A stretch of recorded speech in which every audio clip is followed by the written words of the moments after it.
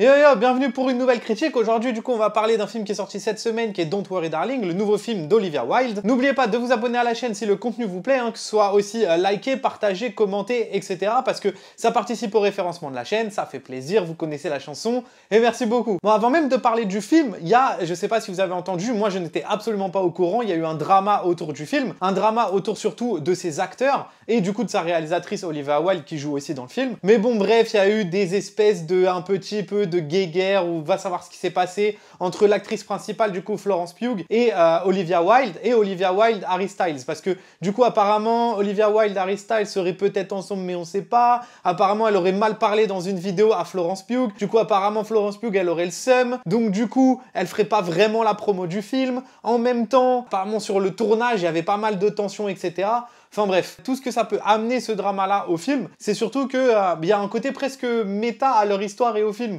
Tous ces faux semblants en fait qui sont créés et qui ont l'air d'avoir été créés entre eux et tout. Bon, je vais pas revenir sur le drama, si ça vous intéresse, je vous invite à aller regarder. Je trouve que ça apporte rien de spécial au film, à part ça, donc voilà. Donc pour revenir au film, eh ben, je l'ai trouvé en fait ni bon ni mauvais. Je trouve qu'il se laisse regarder. Je trouve pas que ce soit vraiment un film de merde. Je trouve pas que ce soit nécessairement non plus un film si bien que ça. Je trouve qu'il est un peu entre les deux, c'est-à-dire qu'il se laisse regarder. Et ben en fait, même s'il se laisse regarder et qu'il y a des bonnes idées dans le film, et je vais du coup argumenter au fur et à mesure de la vidéo, il manque un peu de saveur.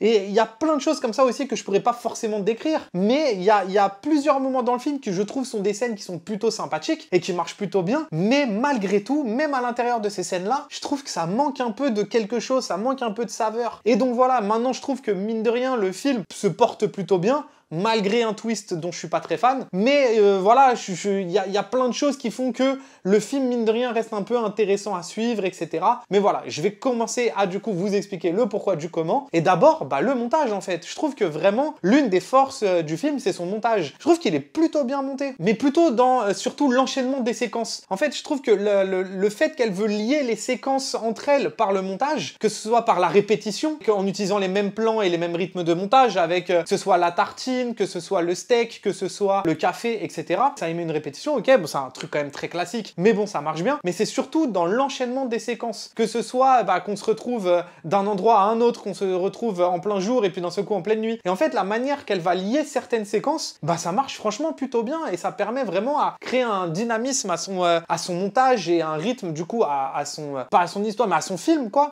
C'est des idées qui ont le mérite d'être là et pour le coup, on peut pas au moins lui enlever ça, quoi, au film. Même esthétiquement, d'ailleurs, le film, il est vraiment joli, que ce soit évidemment dans sa lumière. Je trouve que la lumière, elle est quand même plutôt bien gérée, que ce soit l'ultra-soleil en plein désert, ou que ce soit les scènes d'intérieur un peu nuit, ou même d'autres scènes dans le film, où je spoilerai un peu plus tard du coup, que la lumière en elle-même, déjà, elle est plutôt jolie, mais même au-delà de ça, que ce soit les costumes, le décor, c'est vrai qu'on donne pas, et moi aussi probablement, pas assez de force à tous ces départements, en fait, donc déco, maquillage, etc., parce que dans le film, franchement, on peut pas lui enlever que c'est super bien travaillé, que ce soit le travail sur justement toute la déco du film, du coup les maisons, l'intérieur des maisons, etc., que ce soit même sur les costumes, que ce soit sur les maquillages, jusqu'effectivement aux accessoires, etc., et aux voitures aussi. En fait, il y a un vrai travail vraiment qui est très joli, qui est très bien fait, et au moins eux, ils ont vraiment bien fait leur travail. Et encore une fois aussi, je pense qu'on peut pas leur enlever. C'est pas une question là, je suis même pas en train de dire que, est-ce que par rapport au film, c'est bien ou que quoi qu'est-ce, mais là même juste, leur travail à eux en tant que département, c'est du sacré taf. Alors là, on va arriver à un premier petit point de discorde que j'ai avec le film, c'est du coup sa mise en scène. Alors c'est vrai que j'ai pas dit au début, mais c'est du coup un film d'Olivia Wilde, qui est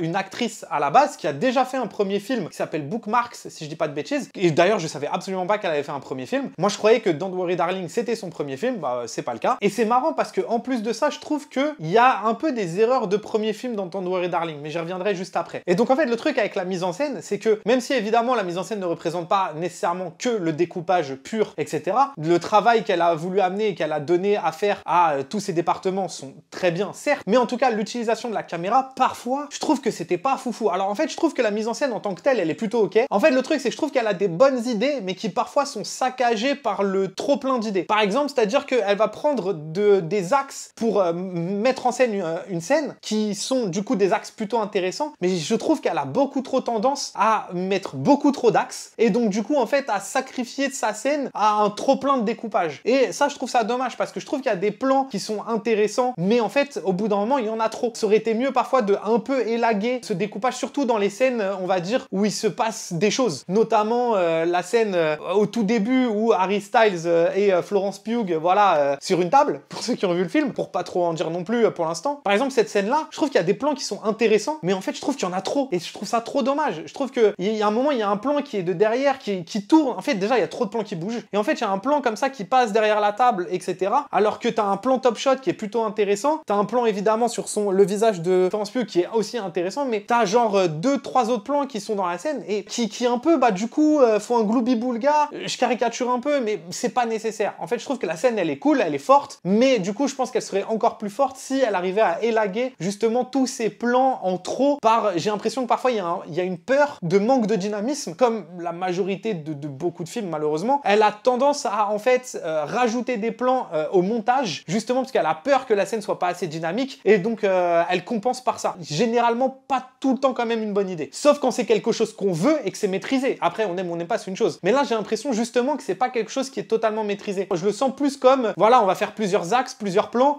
et puis on met tout, parce que voilà, faut que ça bouge un peu. Et la scène justement qui est symptomatique de ça, c'est justement la scène où il y a un nouveau couple qui est arrivé dans leur ville là, et donc en gros, ils sont dans une maison, et t'as les gars qui discutent dans leur coin, et les femmes qui discutent dans leur coin. Et en fait, le truc, c'est que du coup, t'as 3 femmes et 3 gars, et je sais pas pourquoi, la caméra, en fait, elle fait que tourner autour d'eux. Je sais que, en général, quand les gens discutent en rond ou dansent, il y a des cinéastes qui aiment bien faire des travelling circulaires. Maintenant, le truc, c'est que, en soi, pourquoi pas? Ça va pas me déranger. Mais pendant toute la conversation, parce que des 3 gars et des 3 meufs, les caméras ne font que tourner. C'est un truc de fou. C'est-à-dire que, littéralement, en fait, la caméra, elle danse autour d'eux. Alors, on pourrait dire, oui, voilà, mais elle danse, mais en fait, ça apporte rien. Et franchement, au bout d'un moment, encore une fois, si tu le mets un peu au début, bon, à voir. Mais le truc, en fait, c'est que pendant toute la scène, c'est ça. Bon, au moins, on peut pas lui enlever que son idée de base, bon, elle l'a gardée jusqu'au bout, parce que pendant toute la conversation, elle met ces plans-là. Mais par contre, c'est trop, en fait, c'est trop. Et au bout d'un moment, alors, j'avais envie de vomir, en fait.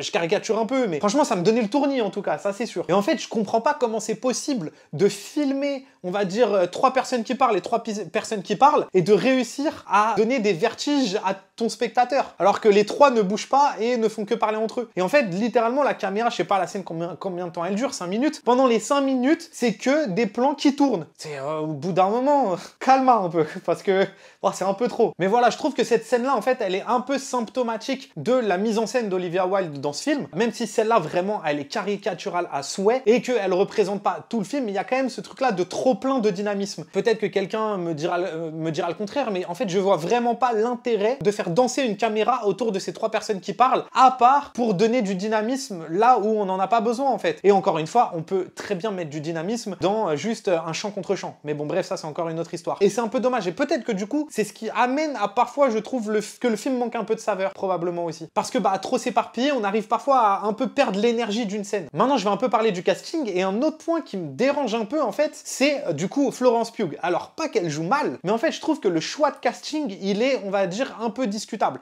Déjà, je sais pas si c'est vraiment une bonne idée. Alors là, c'est du coup plus une idée que je vais donner, mais je sais pas déjà si c'est une bonne idée pour Florence Pugh d'avoir accepté ce rôle, et je sais pas non plus si c'est une bonne idée pour le film d'avoir pris Florence Pugh. Le fait d'avoir pris Florence Pugh dans un film comme ça, et ben vraiment, il y a un côté Midsommar qui ressort, qui est beaucoup trop fort. Déjà, je trouve qu'elle joue comme dans Midsommar, et littéralement, en fait, il y a une espèce de thématique qui est un peu similaire. La comparaison, elle devient presque violente, parce que je sais pas si on n'avait pas mis Florence Pugh, je sais pas si on aurait comparé ce film-là à Midsommar. Alors attention, je pense pas non plus que Midsommar est un film absolument incroyable. Je trouve que c'est un film intéressant, un peu trop long, mais surtout, il est beaucoup plus jusqu'au boutiste dans certaines idées que l'est Don't Worry Darling. Donc le problème, je trouve que Don't Worry Darling, du coup, souffre de la comparaison avec Midsommar. Et en plus de ça, vu que Midsommar est venu avant, automatiquement, il va un peu subir la comparaison. Et en plus de ça, c'est même pas contre l'actrice en elle-même, c'est même pas qu'elle joue mal ou quoi, parce qu'en plus, en soi, elle est plutôt pas mal dans le film. Mais c'est que justement, ce qu'elle projette et la comparaison qu'elle projette au film, la manière qu'elle a de jouer, quand même, mine de rien, est quand même assez similaire à Midsommar. Et voilà, c'est une espèce de redite que je trouve va contre le film. Par contre, le casting d'Harry Styles, je trouve vraiment très intéressant. Bon, apparemment, ça aurait dû être Shia LaBeouf avant, etc. Bon, bref, on s'en fout. Au final, le mec qui est dans le film, c'est Harry Styles. C'est super intéressant parce que, déjà, c'est complètement...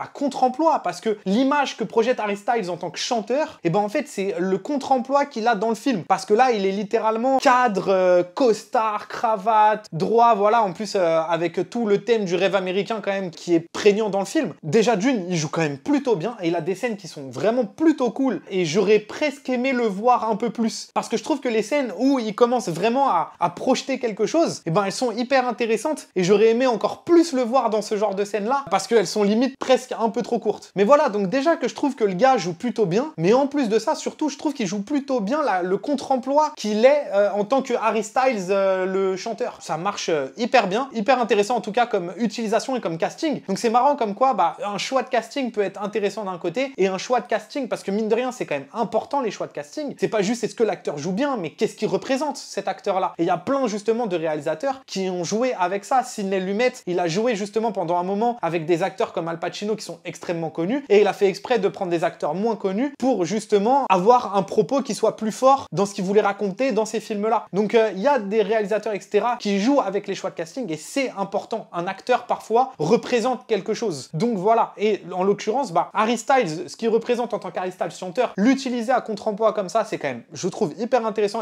Et vu que je trouve qu'il joue bien et qu'il joue juste, bah du coup ça passe. Évidemment, s'il jouait mal, ça aurait été une autre histoire. Et de l'autre côté, le choix de casting du coup de Florence Pugh, qui est, je trouve, du coup un peu plus discutable, mais pas contre Florence Pugh, mais vraiment pour le film et peut-être même pour la carrière de Florence Pugh, même si j'ai l'impression qu'avec le drama qu'il y a autour, il va en faire quelque chose. D'ailleurs, c'est fou comment Midsommar, j'ai l'impression que ça a vraiment fait exploser sa carrière. Et maintenant là, elle va tourner dans Dune 2, dans un Marvel, et je crois dans un autre énorme film dont j'ai oublié c'était lequel. Je mettrai juste là, mais vraiment, elle, sa carrière, elle est en train de s'envoler. Et un autre choix d'ailleurs de casting que je trouve hyper intéressant, c'est Chris Pine. Alors, j'ai regardé un peu la filmographie de Chris Pine avant de faire la vidéo. Bah, j'ai pas vu non plus tous ses films, mais j'ai pas l'impression que justement il était utilisé un peu comme un méchant avant. Utiliser Chris Pine, encore une fois, à contre-emploi, si je dis pas de bêtises, parce que j'ai pas vu tous les films, mais j'ai l'impression que c'était pas le cas avant. Mais utiliser Chris Pine à contre-emploi comme méchant, et ben, je trouve ça aussi hyper intéressant comme choix de casting, quoi. Mais, en fait, même si je trouve que Chris Pine joue plutôt bien en plus le rôle de méchant, il m'a fait un peu penser à Andrew Ryan dans BioShock. Et en fait, ce côté un peu très calme de parler, très posé, etc., très charismatique, je trouve que, bah, en fait, ça marche plutôt bien, mais en même temps, je trouve qu'il y a des scènes où ça sonne un peu faux. Et alors, le problème que j'ai, c'est que je sais pas encore si c'est à cause du film ou si c'est à cause de Chris Pine, entre guillemets. Le truc, c'est qu'il joue un peu sur un fil tendu, quoi. C'est compliqué, je pense, de jouer comme il joue, de parler lentement, d'essayer de forcer le charisme un peu, tout en étant crédible et pas ridicule. Je trouve qu'il y arrive, justement, à un certain niveau, et que parfois, par exemple, quand il se retrouve dans la maison au début du film et qu'il fait son discours, à la fois, je trouve que le discours, eh ben, il le vend plutôt bien, et en fait, ça marche. Et en fait, au bout d'un moment, je trouve que aussi, il y a un truc qui me gêne et que ça sonne faux. Mais au global, je trouve quand même que dans le jeu de Chris Pine, en fait, il côtoie à la fois le bon et à la fois le faux ridicule. Mais je sais pas si c'est totalement de son biais. Et voilà, ça m'a un peu dérangé aussi dans le film, parce que parfois, j'ai l'impression qu'on forçait peut-être un peu trop le trait, ou alors c'était la direction d'acteur aussi peut-être, mais parfois, il y avait peut-être un trait qui était un peu trop forcé. Notamment dans la scène de cabaret où il est sur scène et il se met à crier là. Je sais pas, il y a un truc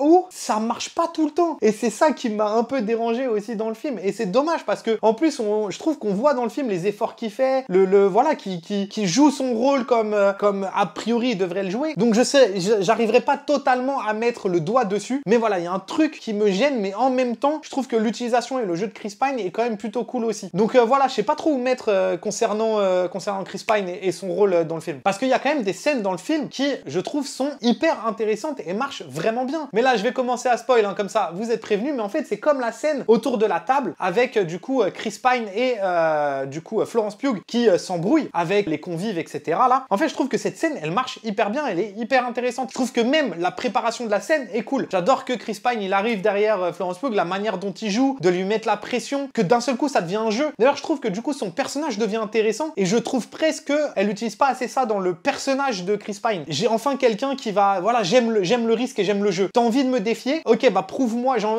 j'attendais d'avoir un ennemi comme toi qui allait réussir à me pousser dans mes limites. Et j'adore en fait ce personnage-là qui est tellement mégalo qu'en fait il arrive à se laisser se mettre en danger par quelqu'un juste pour montrer qu'il est assez fort pour répondre à ça. Je trouve ça hyper intéressant que le personnage il a là-dedans. Mais en fait, à part cette scène-là, en vrai, c'est un propos qu'on retrouve vraiment pas dans le film en fait. Et je trouve ça grave dommage parce que ça ajoutait de la profondeur au personnage de Chris Pine et que bah là, on l'a beaucoup moins. Maintenant, du coup, ça rend la scène, je trouve que c'est peut-être la meilleure scène du film, ça rend la scène de la table du coup hyper intéressante. On comprend pourquoi Florence Pugh, qui commençait un peu à être calme, va taper dans l'art. J'aime beaucoup la scène, comment elle évolue. J'adore le fait que c'est pas une hystérie totale dès le début. Genre si elle s'assoit à table et elle insulte tout le monde et elle fait attends-toi et elle commence à crier sur Chris Pine et tu dis waouh, ça a vite escaladé. En fait je trouve ça hyper intéressant en plus que elle s'installe, elle fait c'était quoi toi ton métier avant ou comment vous vous êtes rencontrés. Ah, et du coup t'as tout le monde qui croit que c'est plutôt cool. T'as quand même un petit malaise qui s'installe parce qu'elle joue quand même, elle est assez insolente de la manière dont qu'elle a de dire les dialogues, mais je trouve ça hyper intéressant parce que ça continue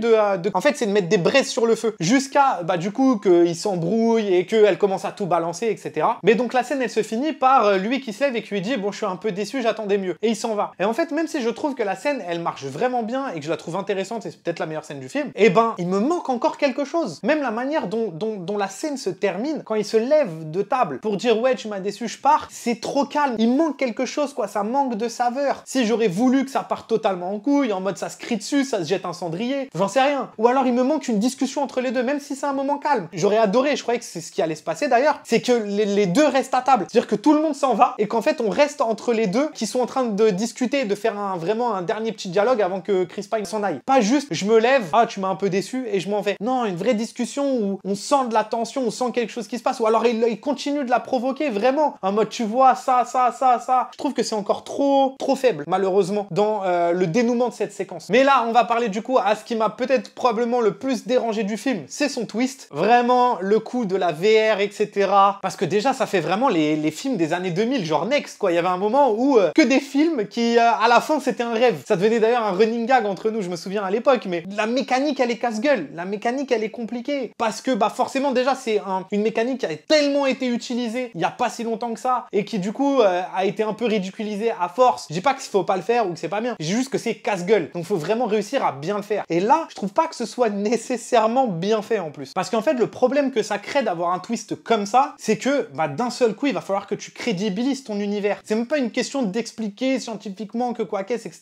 Ça a rien à voir. C'est une question de rendre ton univers crédible. Ça va demander des réponses, ça va demander des choses est-ce que je crois en ce que tu me racontes? J'ai l'impression qu'elle a eu un peu une facilité de pas vouloir répondre à des questions qu'en tant que scénariste, elle avait peut-être pas. D'ailleurs, je sais pas si elle qui a scénarisé ou pas, mais peu importe. En tout cas, que la personne qui a scénarisé n'avait pas forcément, ou elle, en tant que réalisatrice, n'a pas eu, c'est juste plus facile et que sinon, c'est compliqué de répondre à cette question-là. Maintenant, tu meurs dans la VR, tu meurs dans la vraie vie. Ça, je trouve c'est un peu étonnant quand même. Ça, c'est un truc que je comprends pas trop. Mais pareil, c'est un peu un outil scénaristique. Mais donc, du coup, ce que je veux dire, c'est que Olivia Wilde lui dit ok, cours, parce que sinon, ils vont te rattraper dans la vraie vie. Mais dans ce cas, on sait pas le pourquoi de la vraie vie de ce qui se passe. Mais en même temps, il y a des gars qui vont la retrouver dans la vraie vie. Mais le gars qui a la VR, donc du coup Chris Pine, on l'appelle dans le monde de la VR pour lui dire ouais, on est en train de la retrouver ou pas. En fait, je trouve que ça devient un peu un fourre-tout et c'est juste une réponse beaucoup plus facile. Ça amène plus de drama à ton film. Mais par contre, ça manque de crédibilité d'univers parce qu'en plus, dans ce cas-là, si elle a réussi à mettre ses mains pour se déconnecter à la fin du film, pourquoi elle a pas réussi à se déconnecter au milieu du film quand elle a mis aussi ses mains dessus? Pourquoi tout ce que ça a apporté, c'est une crise et puis au final, on a juste eu à la ramener dans son lit, elle est encore dans le monde VR. Mais en plus, l'autre problème que j'ai avec cette histoire de VR, c'est qu'à un moment, du coup, quand elle commence à avoir les souvenirs de sa vraie vie, le problème, c'est qu'on nous demande, du coup, d'un seul coup, de compatir hyper vite pour ce qui se passe et la vraie vie de ce qui s'est passé. Pareil, c'est trop facile, c'est-à-dire que d'un seul coup, on t'impose le monde réel et qu'on te le raconte en 2 secondes. D'ailleurs, en plus, je trouve que l'excuse, elle est vraiment pas folle. C'est-à-dire que la meuf qui rentre, qui travaille trop, et lui qui l'enlace, et au final, elle dit non, mais j'ai envie d'aller dormir. Ok,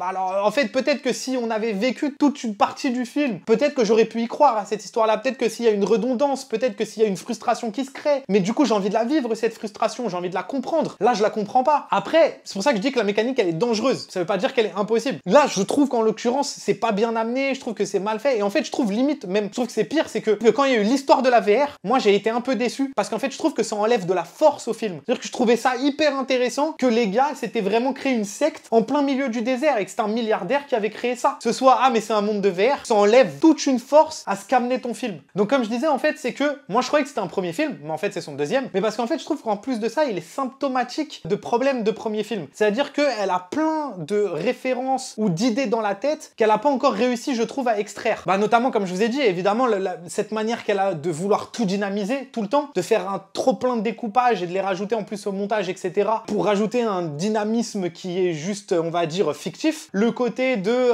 quand elle tue Harry Styles et qu'elle ressort, qu'elle est en robe blanche avec une énorme tache de sang rouge. Bon, la robe blanche avec le sang sur soi, c'est pareil, c'est une esthétique qui est galvaudée. Et j'en ai parlé aussi au début, mais c'est comme un peu ces idées-là de montage, de répétition. Ça aussi, c'est une idée qui est quand même pas mal galvaudée. Alors ça marche, et donc tant mieux, faut le mettre. Mais ce que je veux dire, c'est que si il y avait eu que ça, mais il y a quand même plusieurs fois dans le film des moments où on dit ah ouais, ça on l'a quand même vu beaucoup de fois, ça on l'a vu beaucoup de fois. Elle s'imprègne encore un peu trop de... Parce que quand on a tendance à faire un premier film, ou même des premiers courts-métrages, etc., en fait, on a beaucoup tendance à mettre les idées qu'on a dans la tête, mais les idées qu'on a dans la tête, on les a pas vraiment digérées. Du coup, on a vraiment tendance à mettre dans son film, pas tout le monde évidemment, mais il y a beaucoup tendance à justement vouloir un peu vomir ses références et vomir les images qu'on aime et qu'on a dans la tête. C'est-à-dire qu'on a vu ces films-là, ah, putain, moi j'adore quand elle est comme ça, quand c'est comme ça, quand il y a ci. Donc moi je vais faire un film, je vais mettre tout ça. Ok, mais le problème, ce qu'il fait, c'est que du coup tu te retrouves à faire un patchwork et pas à faire quelque chose qui vient vraiment de toi. T'es pas encore auteur de ton propre art. Et donc pour la conclusion, et ben voilà, comme je vous ai dit au début, hein, je trouve le film ni bon ni mauvais. Je trouve qu'il se laisse regarder, vraiment. Je trouve que majoritairement, comme je vous l'ai déjà dit, mais vraiment je trouve qu'il manque de saveur. Il y a vraiment des choses qui sont intéressantes dans le film, mais même les choses intéressantes manquent un peu de saveur. Et il y a quelque chose où je trouve qu'elle manque un peu encore de contrôle dans sa manière de faire un film. Je pense que le prochain film d'Olivia Wilde serait intéressant à regarder pour voir justement où est-ce qu'elle arrive à... Et en plus, bon, il y a eu plein de problèmes sur le tournage apparemment, même de relations entre les acteurs. Donc à voir dans un autre contexte et voir aussi maintenant, parce qu'en plus je crois qu'elle est allée à Venise avec ce film-là. Donc si elle arrive un peu à digérer ces références-là et qu'elle arrive un peu voilà à en sortir du meilleur de Don't Worry Darling, je pense vraiment que son prochain film peut vraiment être très intéressant. Pas forcément encore très bon ou vraiment bon, mais voilà, en tout cas... ridicule ce que je viens de dire, en espérant qu'elle arrive justement à un peu, voilà, s'extraire du surplus qu'elle rajoute un peu, de ses références. En attendant, nous, on se retrouve pour une prochaine vidéo. En attendant, bah écoutez, portez-vous bien et puis à la prochaine. Banks!